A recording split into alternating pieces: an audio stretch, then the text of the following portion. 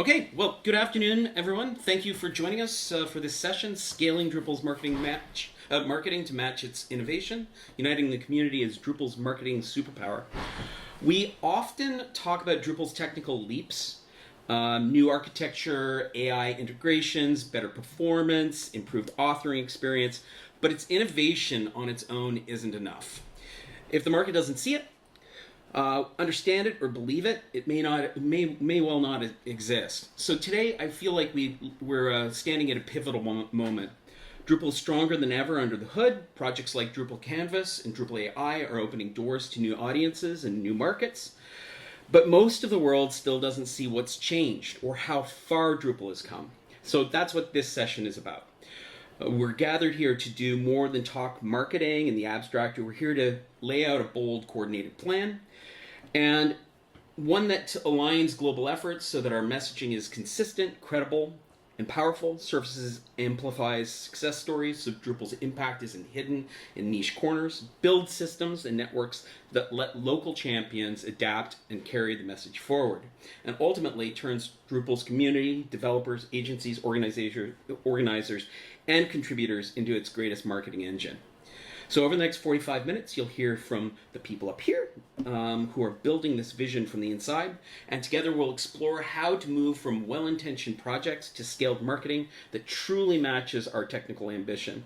So my hope is that by the end of the session, you'll walk away with some clarity about where Drupal's marketing must evolve, specific ideas for how you or your organization can participate, and a sense that this isn't just someone else's job, it's all of our jobs. My name is Matthew Saunders. I work for Amazy.io as the AI ambassador, and I also am part of the Drupal AI strategic initiative as a marketing specialist. I'm James Hall. I'm the product lead for websites at Everyone TV. Everyone TV is a joint venture between the BBC, ITV, Channel 4 and 5 in the UK. They're the four major public service broadcasters, and I'm responsible for a portfolio of Drupal websites. Prior to that, I worked for a company which is a part of Sky, again, managing websites there as their head of web for 5 years. Hi everyone, I'm Lenny Moskalyk. I am with the Drupal Association, and I'm here because I'm quite involved in multiple strategic initiatives that EA is creating, including Drupal AI, working closely with Paul over here and the rest of the team. Quite a few of them are in the room, as I can see, and and I represent here both the Drupal Association and the community as well. I'm pdjohnson. I'm the Managing Director of Prerequisite in the UK. My history, I suppose, is I've been always involved in trying to market Drupal, even back in the early days when people probably didn't think it was such an important thing. I ran the social media for about a decade, and more recently I was at the first Promote Drupal meeting, and have been involved relatively continuously all the way through. But more recently I've taken up the helm of being the head of marketing for Drupal AI initiative, and one of the reasons that I wanted to have this session was how it's been quite hard to get the flywheel going with Drupal AI, and it was just a couple of us, me and Frederick Waters from PropSolid, and we had a mountain of work to do, and really what I want to try and do today is to try and inspire some of you here today to maybe join the wider Promote Drupal initiative to bring your skills forward. It's great to see some familiar faces, but it's also wonderful, even more good to see some people I don't know in the room, so welcome to you even more. Hello, I'm Dave Bishop. I'm the founder of a new company called Digital Journey Coach, which focuses on helping public sector organisations improve their user experience for customers. But I think why I'm here today is because around 10 years ago I was part of a team that launched a mass participation event in sailing. We built a solution that ended up setting a Guinness World Record for the world's largest sailing race. We had 40,000 participants who took part from 60 countries around the world at 750 sailing clubs. And that was achieved partly by having Drupal as a backbone, but also through lots of mechanisms that we did to make it easy for event makers to promote that, and that's I think, the reason for being here. Hi everyone, I'm Rosie Gladden. I work at ImageX. We're a full-service agency based in Canada. I've been pulled in kind of last minute. I've been helping pull with Drupal AI marketing. I am hoping to bring an agency perspective on Promote Drupal, which I've been working on for the last maybe 5 years, and then I'm on the steering committee as well for DrupalCon North America. So a little bit of a different perspective, but hopefully aligned with everything you're going to hear. All right, thank you, everybody. So the first question that we've got here is, Drupal's technology is advancing faster than its marketing. Where do you think the perception gap is largest right now, and what concrete actions are being taken to close it? Lenny, seeing as you've got the mic, do you want to start? Yeah, sure, happy to. So, first of all, I totally agree with the statement. It's quite obvious that we are behind with the marketing comparing to the technical stack, and as much as at some areas we are quite well organized. For instance, Drupal AI has really strong group of people around it that helps with the marketing.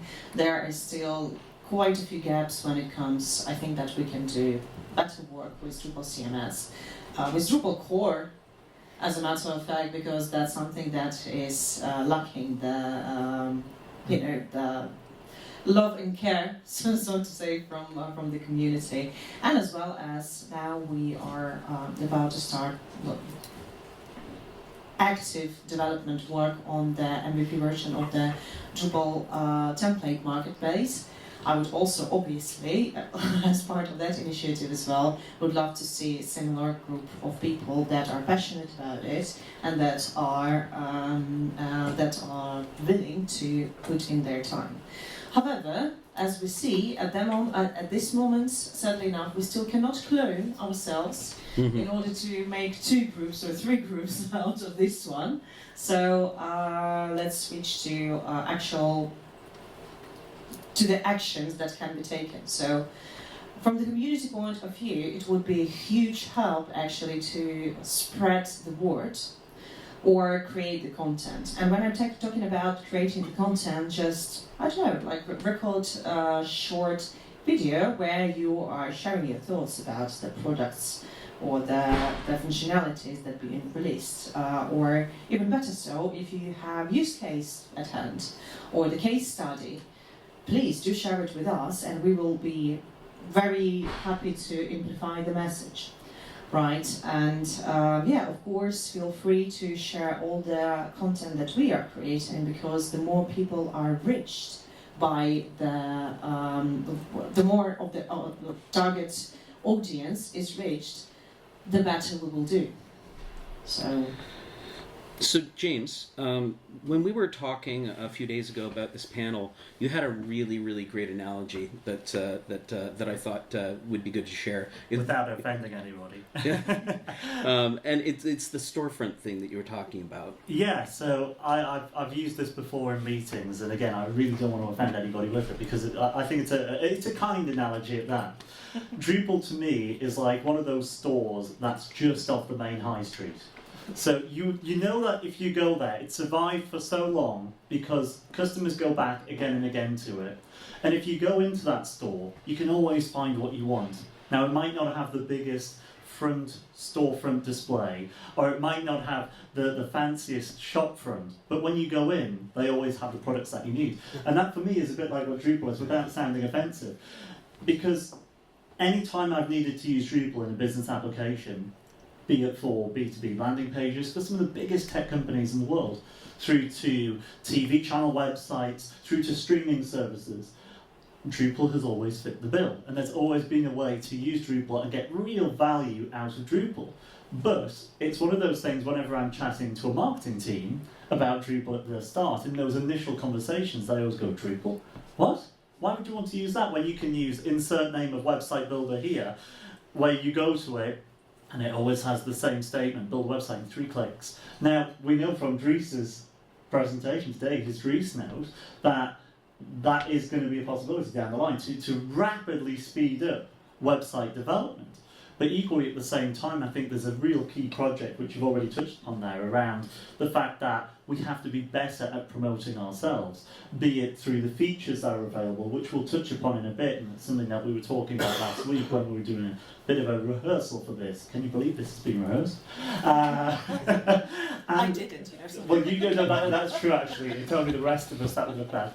And at the same time, it's about making sure that if someone that is in a position similar to mine, where you have a company that is using Drupal, for example, Everyone TV, using Drupal, backed by the BBC ITV Channel 4 and 5, major household names, not just in the UK, but in the BBC's case, worldwide, how can you facilitate the Drupal project as a whole and actually give back, if not through code and contribution, but through time and effort, and also as an example, as a case study? And I think that that's something where we also need to be a little bit better on how you can actually volunteer time as well. Okay, another example of that is with the Drupal branding that was created, the new one. Sean Perrick did a great design from Acquia, and then working on the Promote Drupal channel, I also submitted time as well and effort to obviously further enhance that. And the typefaces there that you see, like even on that slide, is called Noto.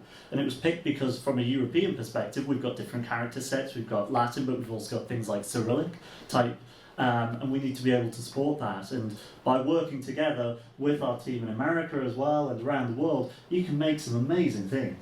So I think that's the key thing. It's about how can we all give back in our own ways.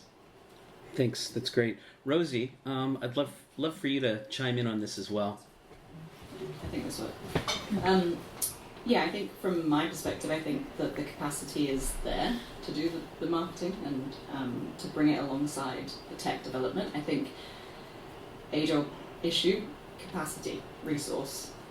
You know, from an agency perspective, myself and my team, we put time into giving back to Drupal. We are not technical in the slightest, so that looks like copywriting, you know, writing social posts, working with the DA on kind of building out those stories, but also I would encourage, similar to what Lenny was saying, if you have a great story, give it to the DA, and ultimately, you know, that's kind of giving your own organisation great brand awareness, but the more tales we can tell, factual tales, the more the Drupal name is out there, and you know, the BBC logo, for instance, would be fantastic to have on the homepage. So, yeah, just echoing very similar things. David, do you have any thoughts? I think it's great to say, come on, people, we need you to create a video, we need you to do this, you know, and everyone in this room is thinking, yeah, I could do that, you know, I could do that. But the reality is, day to day, you don't know exactly what you need to do, and I think it's really important to create step-by-step guides in order to enable people to do that. So when we launched this sailing event, we had a couple of things that we did. One, we had packs that we gave out to the sailing clubs, because we'd never met these people. So, you know, you've got a sailing club in Ukraine who's taking part.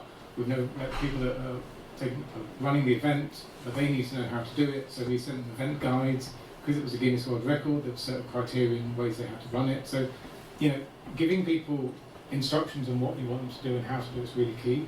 Secondly, there's some really simple viral things that we could do. So when we wanted to try and promote this event, one of the things we did was we got key sailing icons from around the world to do a short video to simply say, I'm doing Bart's Bash. And then we amalgamated all of those and created these very powerful videos of this alignment, as we called it, of people coming together to do something. We should get people from the agencies and from the large clients to say, we use Drupal because, you know, and a whole collection of videos like that regularly going out on LinkedIn would do a massive amount to, you know, increase our awareness. Sure. Paul, how about you? It's really interesting what you say, David, because one of the things that we're trying to achieve with the AI initiative is to go for that. It's like social proof. It's proof from clients that Drupal AI is actually delivering return on investment for them, or it's really pushing the needle in their organisation, or managing them to do something they couldn't afford to do in the past. So we've launched a video today from, we've got Southwark Council have given us permission to talk about their case study where they're using Drupal AI to upload and translate inaccessible PDF documents into accessible web-friendly content, and that's taking was taking them 2 hours, 3 hours, 4 hours for each piece of content. They've got 2,000 of them, and now it takes about 45 seconds per document. And this is like, for their responsibilities as an organisation, is like massive. They don't have the money to be able to pay someone to do that work, but they can get AI to do it almost for free. And when people hear those stories, it's really, they start to realise, oh, we could do something like that, or we resonate with that particular case study. So I do think that's one way to proceed, is to find those stories and tell the stories really well. Back to the original question about the perception, what we've been finding is that I've been to several wider industry events. So we went to London Tech Week, so the AI Summit there, and also we're going to API Days in December in Paris, which is a 8,000-10,000 person event. And doing the research for that event and our experience at London Tech Week is that there's still these age-old, totally outmoded perceptions of Drupal, that it's really hard and it's old-fashioned and it's not appropriate to use now.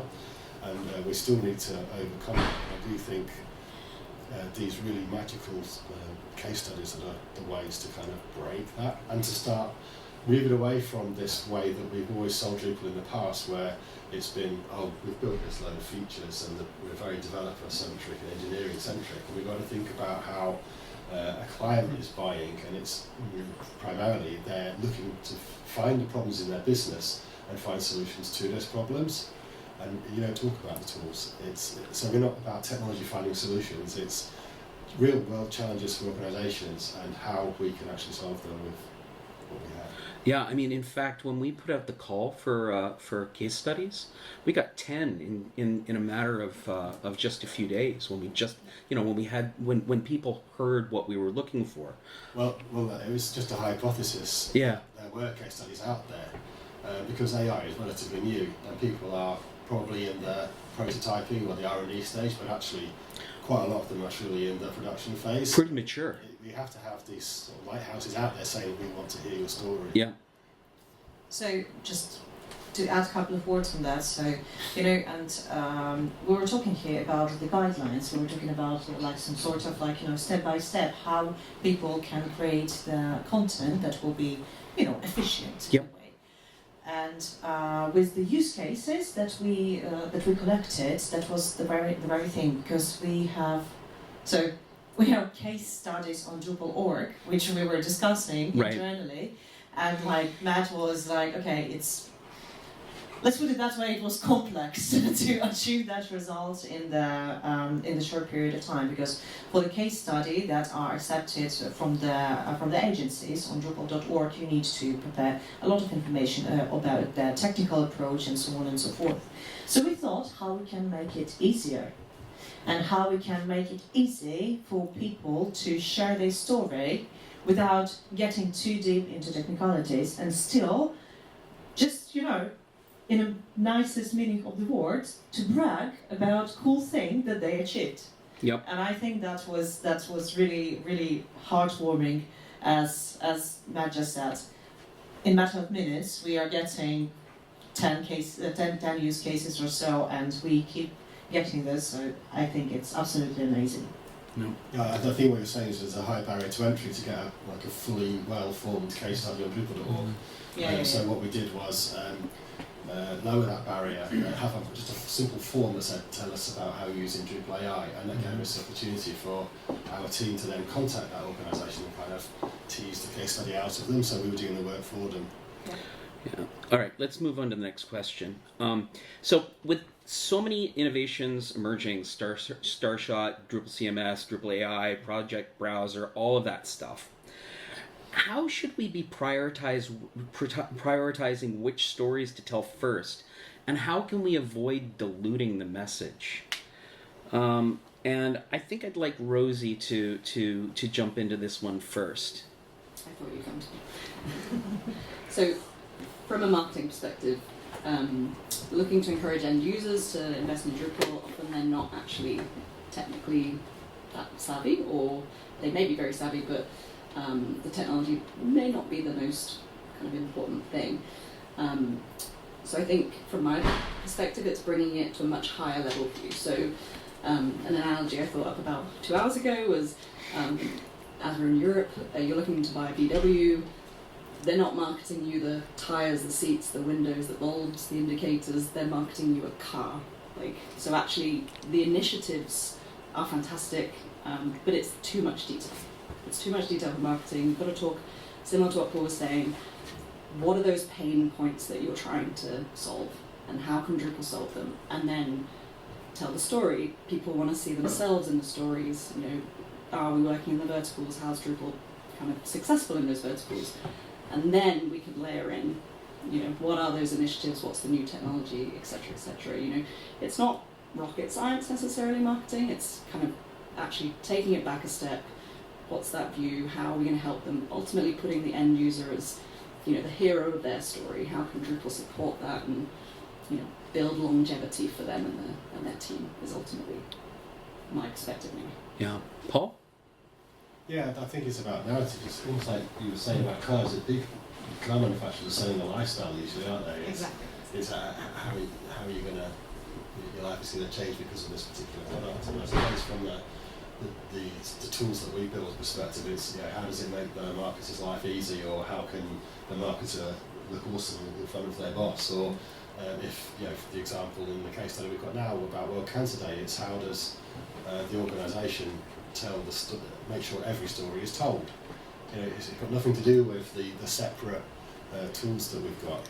We don't want to impose our kind of organisational structure on the way we market it. We need to just kind of put it together. I love the idea of Drupal being a lifestyle. It's looking out, But it is. Looking outwards rather than inwards, ultimately. Yeah, Yes. yeah. From the DA perspective, I would say that currently we are actually prioritizing Drupal CMS, right? Because we are kind of having 2.0 coming up within a couple of months. However, the cool thing about it is that it's already like that the template marketplace is tied into it. Mhm. AI is tied into it. So Mhm. how we could see that from Dries Node in particular. And I think that's more kind of transitioning to this like mindset set as you Rosie said, that we need to talk about these things all together. That is a really brilliant approach, because that's how we will get interest from the users that currently are struggling with other systems. So they think that Drupal is too complex and go like, as it said, insert the name of the CMS or the site builder, and it's not enough for them. So with that message and with that approach, I think we can achieve much more.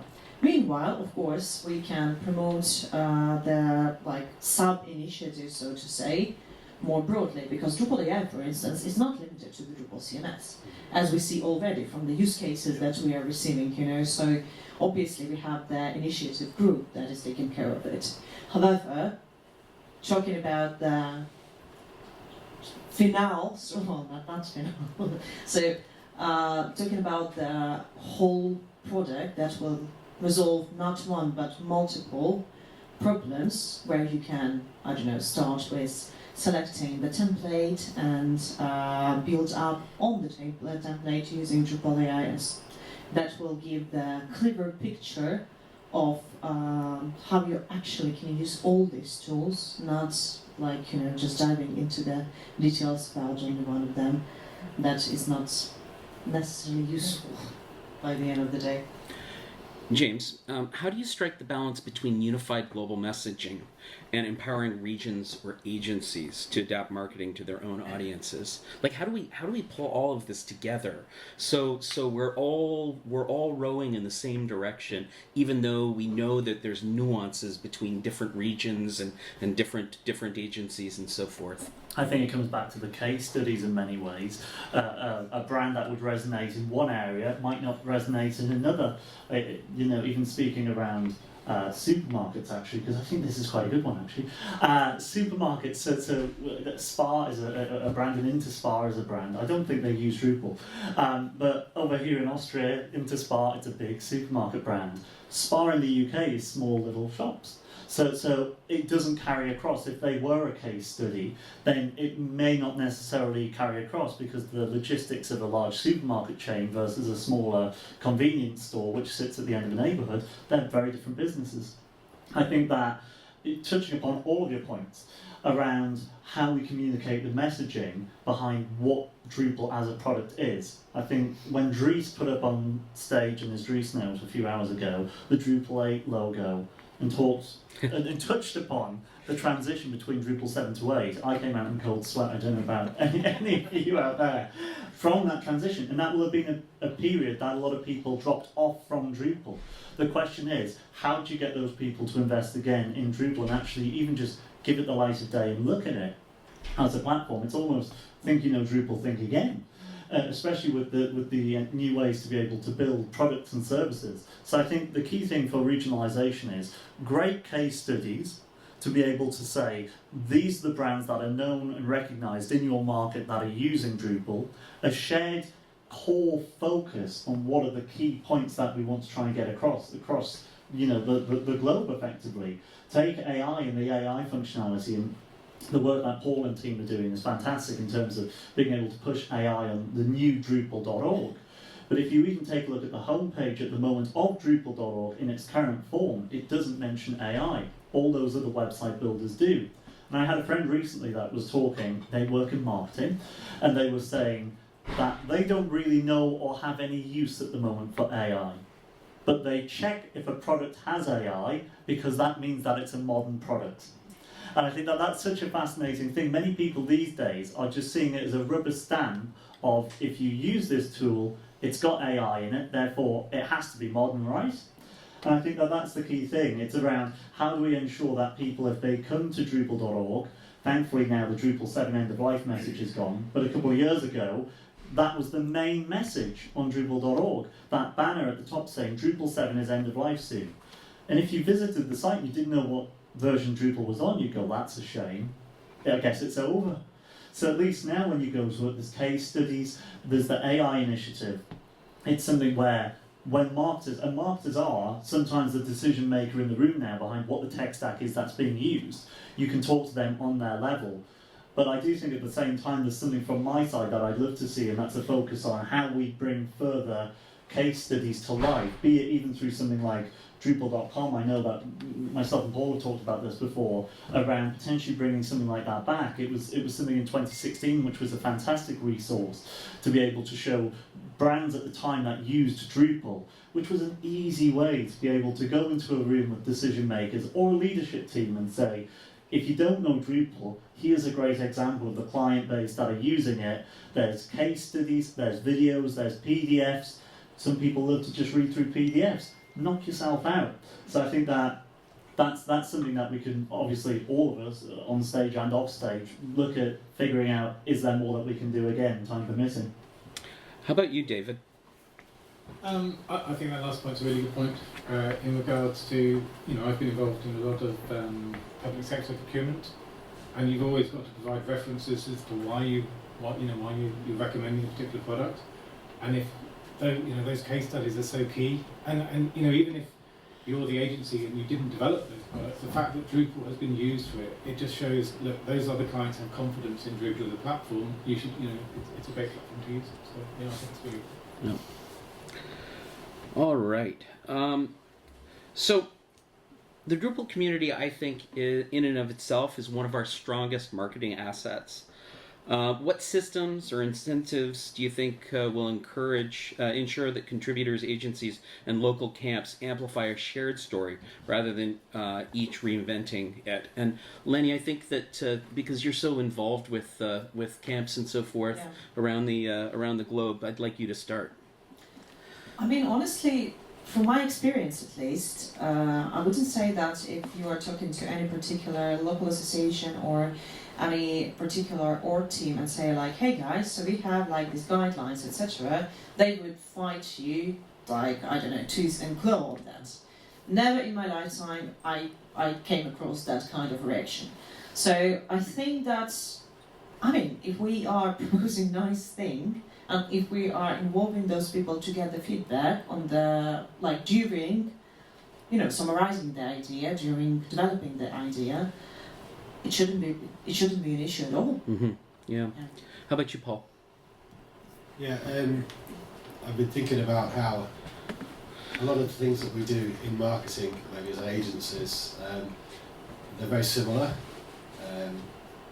What we should really be doing is, if we maybe there's some of my competitors are in the room, if we all work together to actually get the killer why Drupal, on a narrative on different sectors, so we at least get Drupal through the door, and then it's down to our, the specialisms or whether the client likes our agency or another agency is really the question. But if Drupal doesn't get through the door, then we all fail. So I think we need to have this more collective mindset where we just really get the most amazing materials there, so that anybody can download them in anywhere in the world, and they've got a really powerful starting point to get Drupal in, because then we all win. Yeah. I think that mantra is something that we really need to get right. For sure. And Rosie, we're discussing this a little bit earlier as well. Being a leader in a marketing agency, what's your perspective? Yeah, it's exactly that. So Paul and I actually presented last year, and there's a concept of, it's called co-opetition, so moving from competition, we're all in competition, to co-opetition. So ultimately we are still in competition, but the bigger we can bake the pie, ultimately, the more mouths that we can feed. And there's that high level layer of how do we get more folks using Drupal, and then the next layer of how do we differentiate ourselves is that's when we step away and focus on our own USPs as agencies. And if we see 1X and Zucha successful, that's better success for ImageX, because there's more pie for the eating and the taking. Pie. Can I just add two? Just to add two things to that. So one bit there, Rosie, what you said. There's the 10% difference thing, which I think is quite fun. So you've got in the phone world, you've got iPhones with Apple, and then you've got Google and their Pixel line. And Google now are trying to do 10% difference. So the 90% of the Pixel phone should be almost identical to that of the iPhone, but it's the 10% on top that Google brings that would pull people across to Pixel. So they've actually been changing recently on Android a load of features on the Google Pixel variant of Android to match that of iPhone, which is really annoying if you get used to swiping to turn off an alarm and then suddenly you've got to tap it on a morning. It's really thrown me the past few weeks. But I googled it and I thought, why on earth did they change this after 5 years of me using a Pixel and having it in a certain way? And it's because that's how iOS has it. So that's one thing. I think that being able to promote Drupal and being able to say to Drupal not just the amazingly out there features, but the real basic stuff as well. You can do this on one CMS platform, you can also do all of this on another, and then all of the rest of it as well. It's such a key message to have. And then just to put back to your point, Lenny, as well, around Drupal camps and the branding around the world, absolutely. We've got some of the Drupal Camp England team in the room today with us, and they did a fantastic job back in March. And when I mentioned to them, a little bit of applause there, when I mentioned to them earlier in the year around the fact that there's the new Drupal branding, they seized the chance, they jumped at it, and not only jumped with it, ran with it, and then also then put their own flourishes on top. So it still felt cohesive, it felt a part of Drupal, and at the same time it had that local touch and feel to it. So I very much doubt that there'd be resistance if you're willing to work and say, these are the frameworks, run with it and make it your own. As a matter of fact, actually, we were getting more and more approaches for a while. Like now we are working with them way more closely with NEDA, the associations of the European local associations, pretty much. So, and they were asking us, like, okay, guys, like, how we can get those guidelines, because, like, the fact that every association, for instance, website in different country, it looks very differently from Drupal.org and from one another, it does not do us good. So, pretty much, people want it, people need it. We just probably need to think how we can share the experience and the best practices more efficiently. So Drupal's innovation story is increasingly intersecting with AI. We saw that today during Dries' note, and I think that it would be interesting for us to talk just a little bit about how marketing can use that responsibly, not as hype, but as proof of Drupal's adaptability and leadership. And I would love, Paul, for you to start on this one. Well, going back to the thing about Drupal is old and not relevant anymore, it was interesting when we put this call out for some case studies to present at DrupalCon. We got this flurry of interest, and one of them was, so we got 10 really solid case studies in, and when Dries, I presented to Dries which ones we were going to select, he was like, yeah, you can't use that one, because it's not related to content management. That one's no good either, because it's not related to content management, because the main narrative of the Dries note is about how AI is really sort of accelerating the capabilities in content management, which is true. But so there were 7 case studies in there where it had nothing to do with content management, and I think that's a really important thing to think about, because Drupal is not just narrowly being used for what it always was, and people are finding these amazing new applications. So DB Schenker is a good example. It's a massive logistics company, and they're using Drupal AI to manage all the massive amounts of messages they get from different organisations about consignments that are being shipped all around the world, and each company has a different workflow to do with their consignments, and so they're using Drupal AI to be able to automate the processes and to triage content to the right people and messages. And it's got nothing to do with content management. But so what I suppose what I was trying to say is that I think as Dries mentioned in his keynote, that Drupal itself has all the right tools to be the perfect platform to use AI for, because it's got all the security and the granular access control, it's got the content management side of things, and also very powerful content modeling capabilities. Most of the AI tools that you have lack all of those, and you've got to build them first.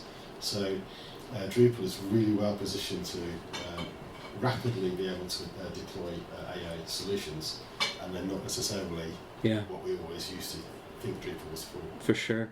David, what do you think? I'd agree.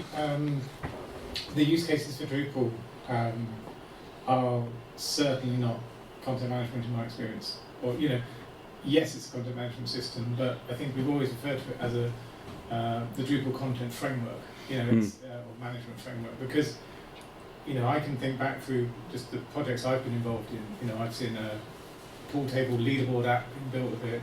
With the sailing race, we had the registration, we had the race management, we had the participation management. Fundraising is often managed through it. Event management is always done through it. Often you see it being used as a CRM. Free to Give, for example, they sell it as a CRM service. I think with the AI initiative, it is such a great engine for data management.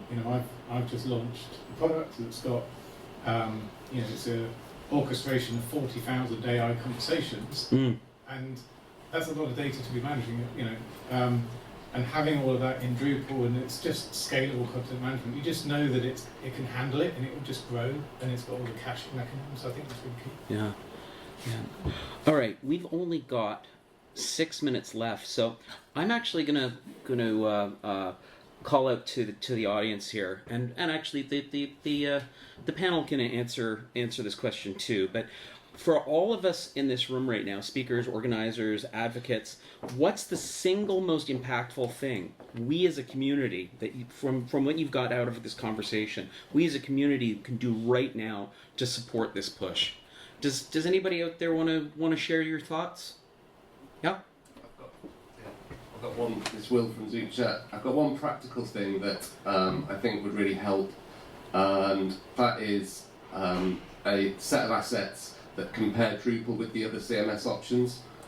One of the ironies is that we will often deprioritise an opportunity to go for if they haven't already chosen Drupal, which is insane. Like we should be great at selling Drupal to people, but we'll avoid doing it because the truth is we get better conversion if we go for the opportunities where they say, right, we want Drupal, we just need an agency now, because we can really just focus on selling ourselves. How can we develop a set of assets that would make it much more attractive and fruitful for us to actually go, do you know what, we're going to target those opportunities where Drupal will be new to them. But for that, I think we're going to need comparison insight. We don't do WordPress, we don't do Sitecore, so we can't intelligently talk about why Drupal's better, but if we had those assets, we would be able to. I was going to say, within the community, we've got agencies that will have worked on all those platforms. Yeah, for sure. Yeah. It's a bit of a follow-on from Will's point, actually. It's James from 1x Internet. I guess I agree with a lot of what the panel said today, which is amazing. I think the sort of storytelling aspects of it, if I think about brands like Nintendo maybe, where they've sort of like gone away a little bit, Drupal 7 to Drupal 8, but then they've made this amazing recovery. I think Drupal can also do the same, and that's a really sort of nice trajectory to sort of go for. I would say that in terms of the messaging, I think there's also an opportunity. We need to speak to the audience that have left Drupal, as James sort of pointed out earlier, and the ones that have never used Drupal. And I think there's an opportunity for us to almost sort of like get our elbows out a little bit. Like we have these open source values which are amazing, and people will buy on that basis, plus the power of what Drupal can do. But I also think there's an opportunity to be a little bit more commercial with our messaging. Let's really shout about the capabilities, and when we do compare them to the other CMS platforms, like they are typically either privately owned or VC owned, and the marketing is sort of geared towards that, wowing the end user. But I do think there's a sort of nice opportunity for Drupal to sort of lean into that and think about that messaging as well. Yeah, often it's glitzy, right? You end up with something that's very, very fancy and feels sparkly, but maybe when you get down to actually into the bones, you're like, oh, this isn't suitable at all for what I want, but then you're bought in.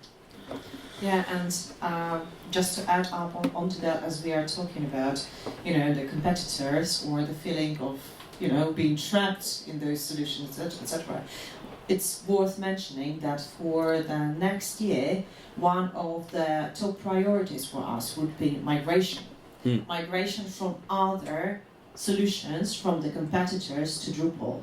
And that will kind of help people to understand that if they're not exactly happy with what they get at the moment, if they outgrew it in a way, that they can migrate to Drupal and do it easily. Yeah. And just to add to that point as well, in terms of the messaging and how we message it. So I was on the London Underground last week, and actually coming here as well, and Adobe Express, so totally different to website building, but AI image generation. There was a massive billboard, and the headline, you would think it would be something around generate any image you want, or dream up an image and it will be made. The headline, the title was Commercially Safe AI. The messaging wasn't for the average consumer, it was for the person in the boardroom or the management of a company that can easily rubber stamp that tool to be used because they know that it won't endure a lawsuit down the line. Yeah. How can we prioritise with Drupal the security aspects of it? That's such a big decision that companies make.